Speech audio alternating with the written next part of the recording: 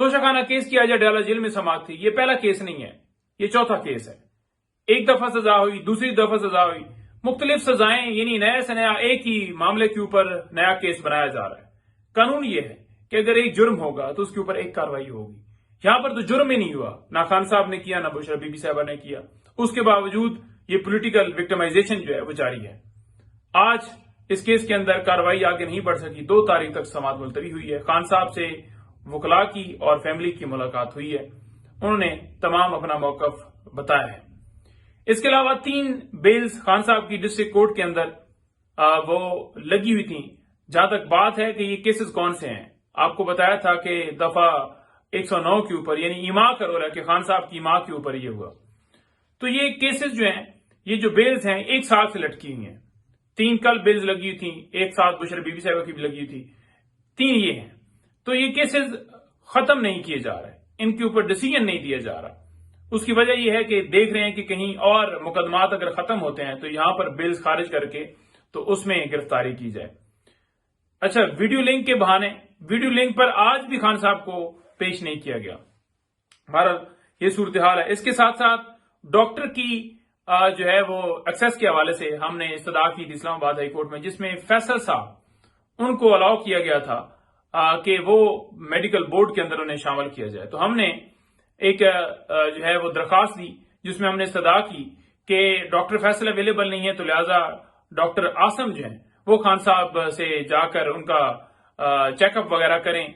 तो आज Islamabad high court में इस दरखास्त के ऊपर लीगल टीम पेश हुई।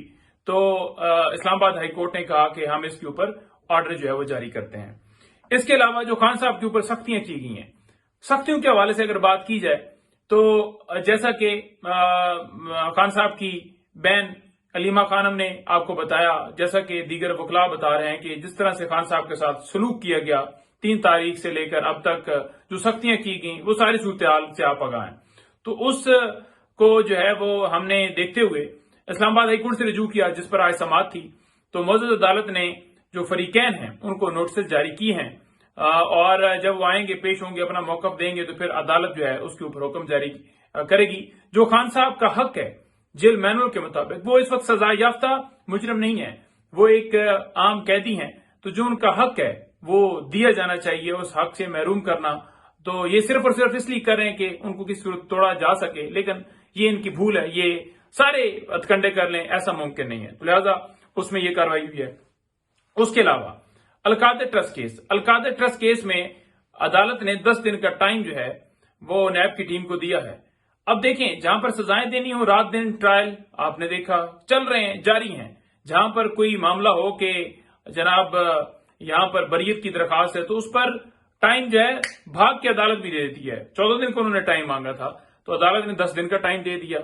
यानी आपने अगर दरखास्त खारिज ही करनी है तो आप कर देना।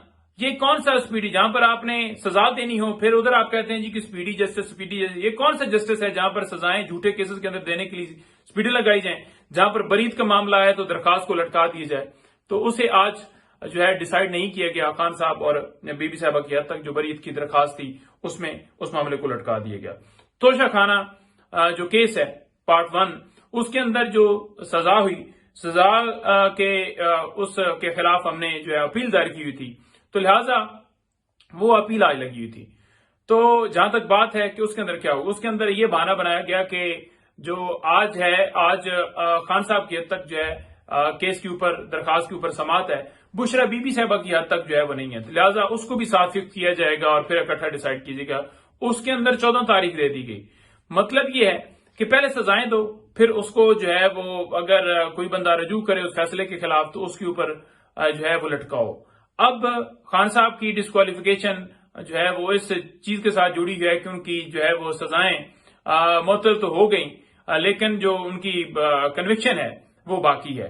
तो लिहाजा कन्विक्शन जब तक खत्म नहीं होगी तो ये मामला जो है वो लटका रहेगा। तो उसके अंदर भी डिले जो है वो किया गया।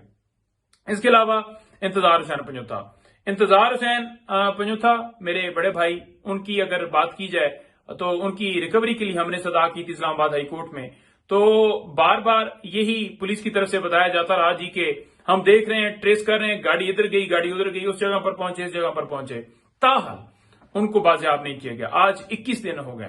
جہاں تک بات ہے اٹارنی جنرل کی، بدھ کو انہوں نے ٹائم دیا کہ سوموار تک ہمیں ٹائم دے دیا جائے تو اس کے درمیان جو ہے ہم پوری کوشش کریں گے. پتہ ان کو بھی ہے کہ کن کے پاس، پتہ ہمیں بھی ہے، پتہ عدالت کو بھی ہے.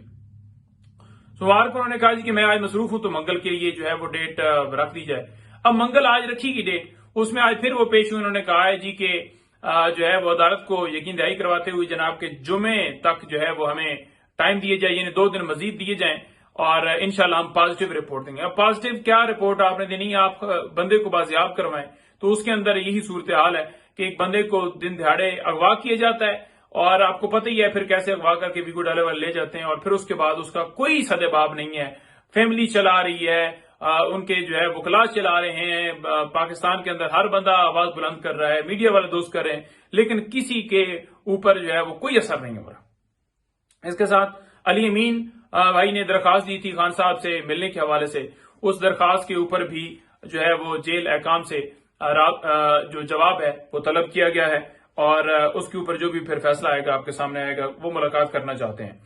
اچھا، پنجاب جو ہے وہ الیکشن ٹرائیبیونل کے جو قاضی فیصل صاحب نے فیصلہ دیا تھا ٹرائیبیونلز کی چینجنگ کے حوالے سے، اس فیصلے کے خلاف نظر ثانی جو ہے وہ آج سلمان اکرم رائے صاحب نے دائر کر دی ہے سپریم کورٹ کے اندر، کیونکہ 180 دن کے اندر پٹیشن ڈیسائیڈ کرنی ہے، اور الیکشن کمیشن اور فارم 47 والے یہ سارے چاہتے ہیں کہ ان کی مرضی کے ججز جو ہیں وہ لگائے جائیں، ان کی مرضی کے مطابق ہوں، تاکہ وہ ڈیسائیڈ نہ ہو، تاکہ ملک کے اندر انصاف نہ ہو، وہ ڈاکہ نہ کھلے.